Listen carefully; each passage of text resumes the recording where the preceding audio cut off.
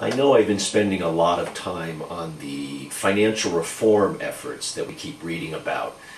And the reason I'm doing that is because this means everything to our people in New York State, whether you're a farmer in upstate, or you live in a small town, or you live in New York City or Long Island.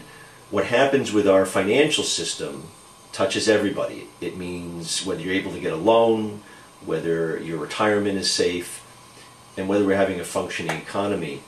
And the problem is, what we keep seeing is that the insiders are controlling the debate. The people in Washington, the lobbyists, are spending millions of dollars contributing to politicians like my opponent, who's getting millions of dollars from Wall Street and the banks. And all they're doing is making sure that there's not real change. And nobody wants to take responsibility for what happened in the past.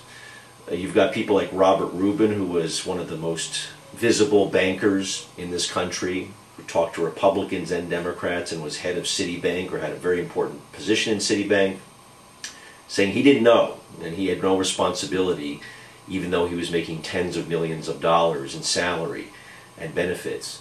And yesterday you had the testimony from a top executive of a bank called WAMU, W-A-M-U, which collapsed because clearly, the record shows, it was churning out really bad mortgages. The top executives knew that. They were making a ton of money. They didn't care about their shareholders. They didn't care about the community around them.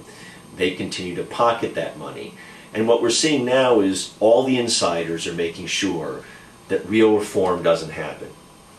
We can't let that happen, because that means real effect on our families and our communities. Now, if I'm elected to the United States Senate, one of the things I want to do is make sure this doesn't happen by making sure we have more control over our financial system, partly by having a consumer financial protection agency, an independent one that looks after you and me, not after the people on Wall Street.